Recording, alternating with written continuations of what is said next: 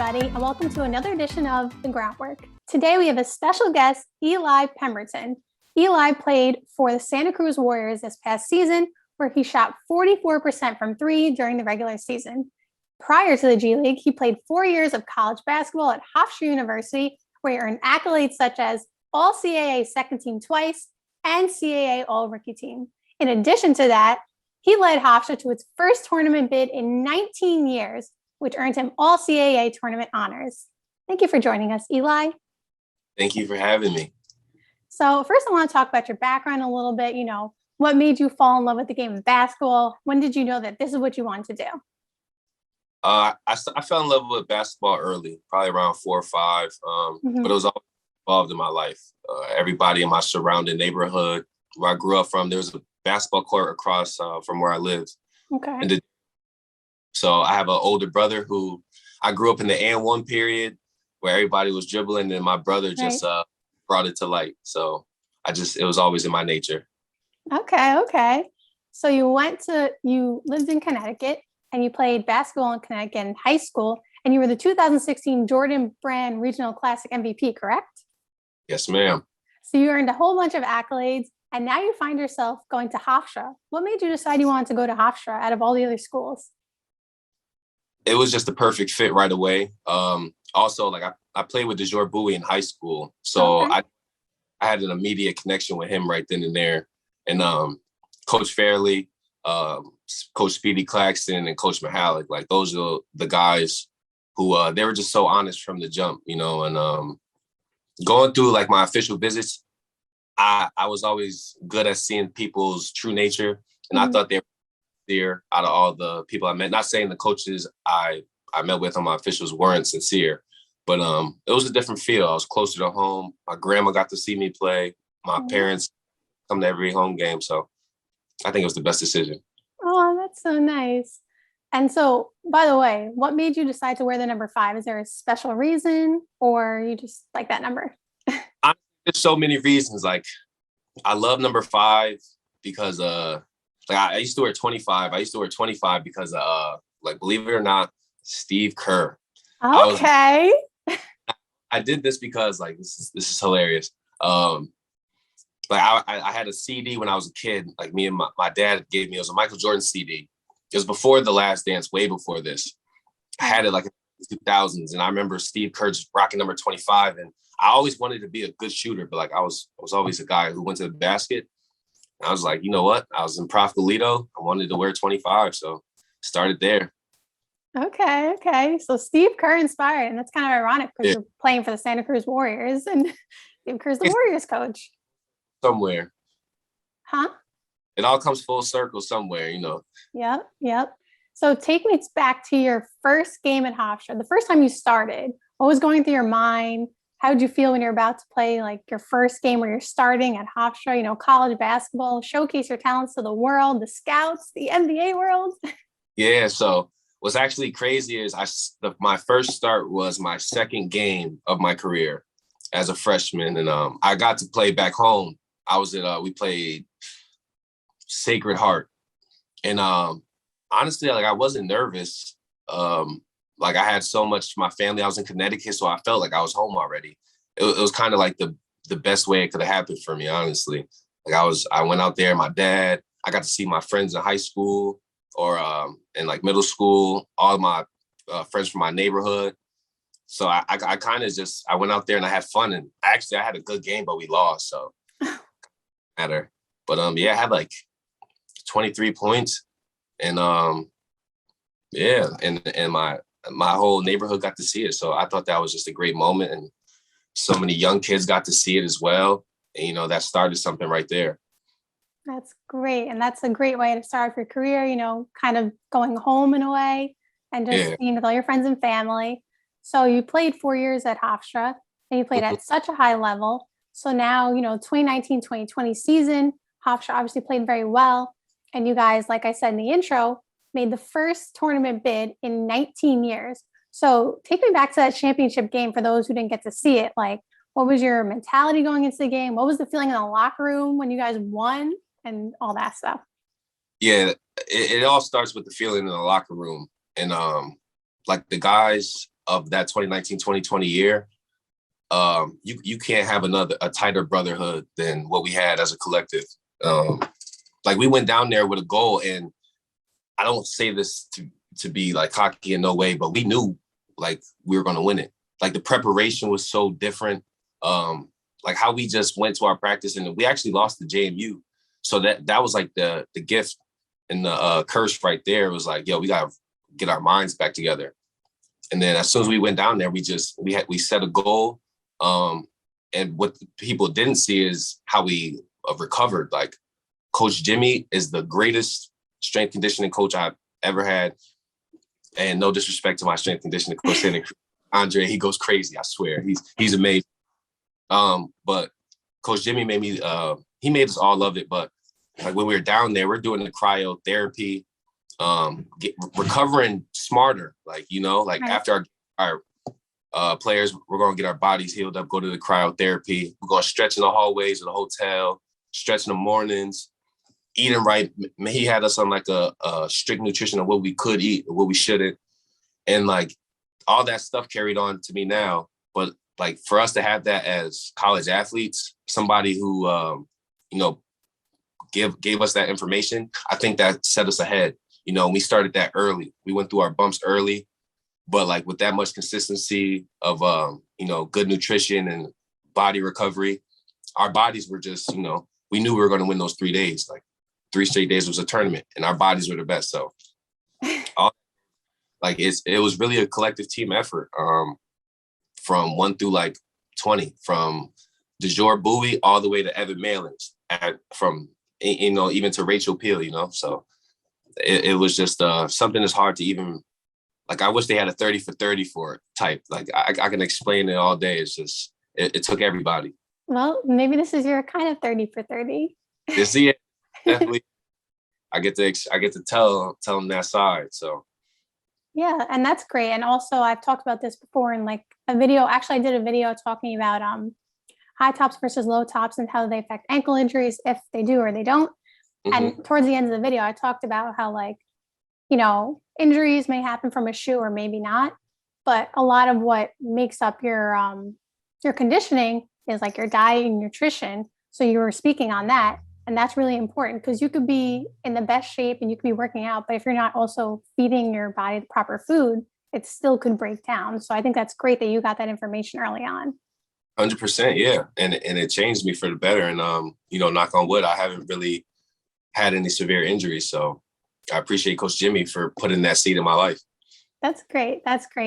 And so now, of course, I don't want to bring back bad memories for everybody, but pandemic hit and the tournament was canceled and everybody's life was all up in the air.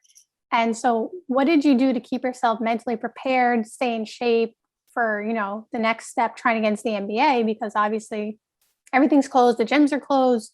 The restaurants are closed. Like everything is closed. So what did you do to keep yourself motivated, prepared? So during the pandemic, I actually got lucky. I had a gym at the time. And you know what? It was a small gym, but I had to just make use of it. And, I kind of used the pandemic to get my mind right. I started getting more into reading and meditation, just trying things out of nature because I was inside and I'm not an inside type of guy. So just for like the training and stuff, I basically had all my resources still because there are a lot of private workouts. And, I just stayed consistent with the work and just try to keep my head clear, because I think like a lot of people during the pandemic started realizing a lot of anxieties that they had. And like what happens when you can't go out into the world and do what you want to do and you're just stuck inside, you start figuring out a lot about yourself. And I think that was that time. I used that to where I learned how to train better too. I learned how to train as a professional. And I also learned how to just be professional off the court as well. Not saying that I wasn't professional off the court, but just how to carry myself and,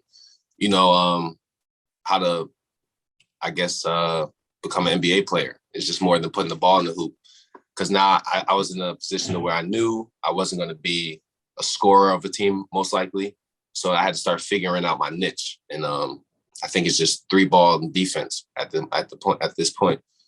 So to answer your question, it's really just I stayed consistent and kept my mind right, stayed around family and people who was just, was always positive.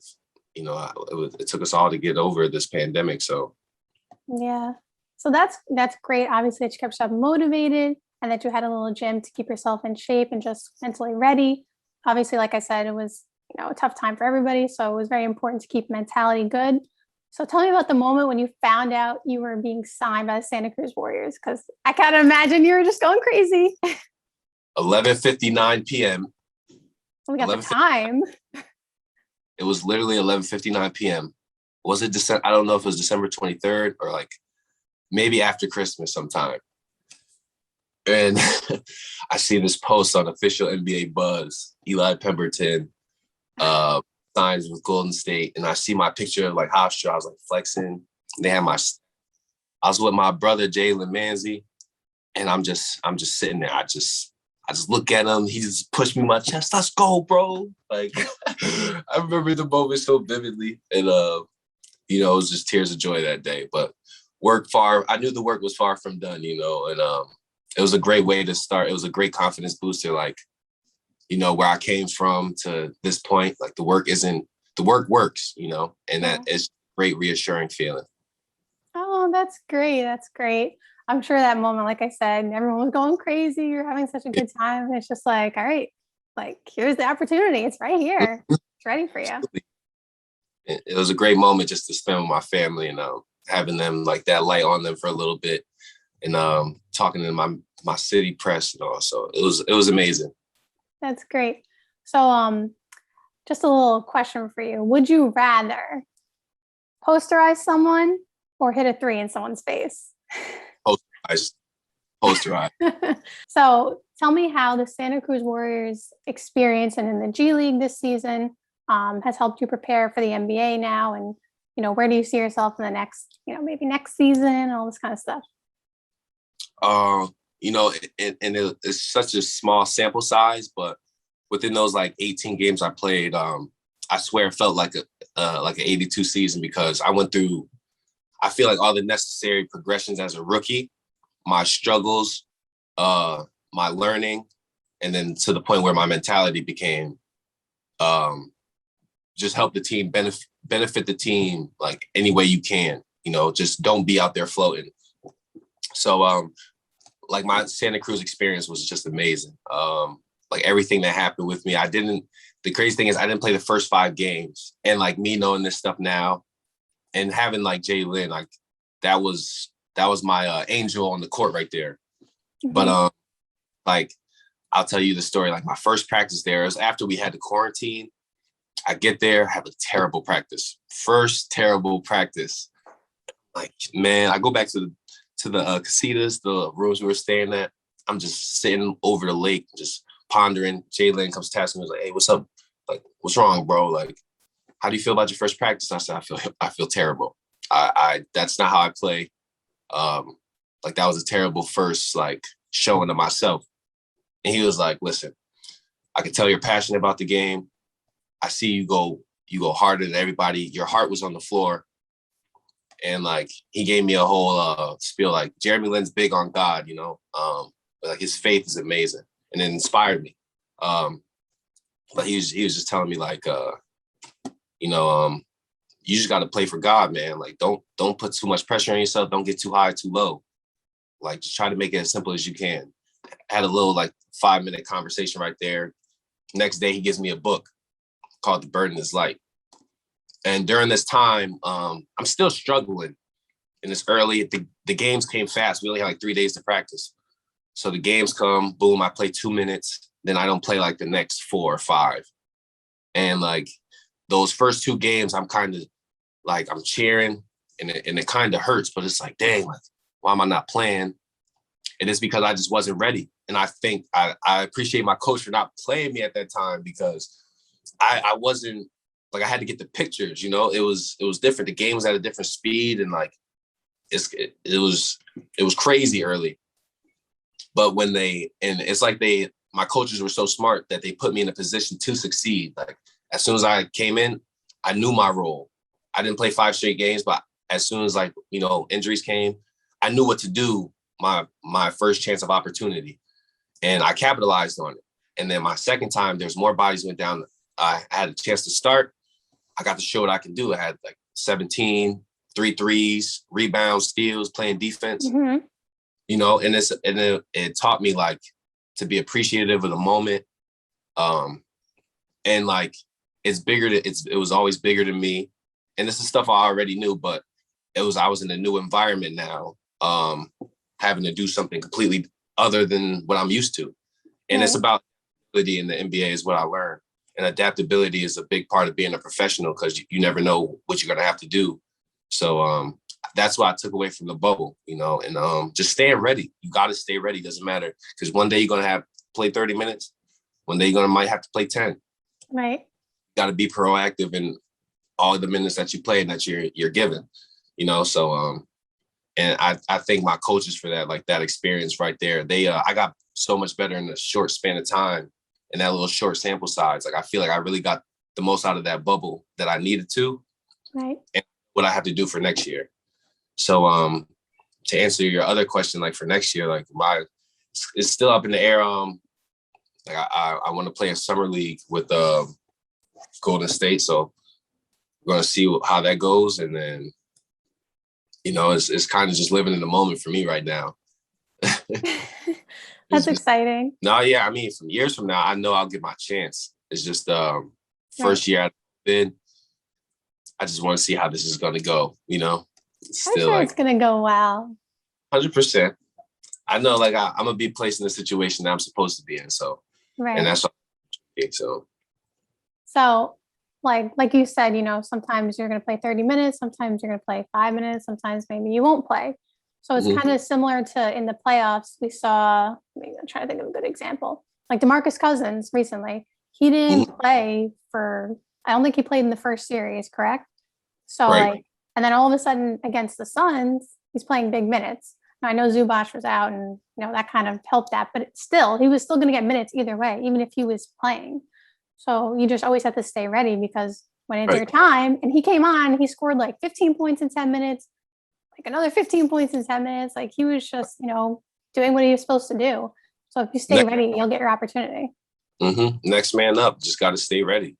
Everybody has a job and not everybody can be James Harden. And hopefully one day I can become that, but I got to take my steps. And I'm grateful every step of the way because, one day I'm gonna look back at this point and be like, you know what? I stuck true to the code of this game and I gave it my, whether or not, I'm not going to say or not, but. You don't say it, no doubt. One, who's your favorite player? All right. Favorite player, I would say, trying to think who I like watch a lot. I love James Harden just because his offensive skill set isn't something like we never seen before. But it's between him, Russell Westbrook, and LeBron. I'm a big fan. Selfless guys, who can still put the ball in the basket. And I think they, especially LeBron, he does a lot for his community. So I think that's just awesome right there. Yeah. So I had a feeling it was going to be James Harden just because you mentioned him. So I was like, probably the first player that comes to his head is probably a player he likes. Yeah. Yep. I was a big James Harden fan, especially when he left OKC to the Rockets. That's when I hopped on a little bit. Okay. And my last question for you is, what was your biggest Shaqtin' a Fool moment when you were on the court? Oh, easy. First game that I really get to play. Was it? I got my first career bucket. I forgot who it was against. And this was just like young rookie moments. I say young rookie moments. It was like a couple of games before I started getting the flow. But like I was so anxious. So Jalen hit me on the cut. I scored a layup. Next time down, like I get the ball. The ball's literally not even in my hands. But like I'm like, I just scored. Like I gotta shoot it. The ball's barely in my hands. I shoot it and it goes like wide right. And I'm just like, oh my God. And I get subbed out right away. I just put my head down like, oh, that's embarrassing. Oh. But hey, I still shot 44%, so Yeah, it don't matter at the end of the day. doesn't matter. Doesn't matter. They forgot. So I thank you so much for taking your time out of the day to interview with me. I appreciate it. And I'll see everybody next time on The Groundwork. Thank you so much.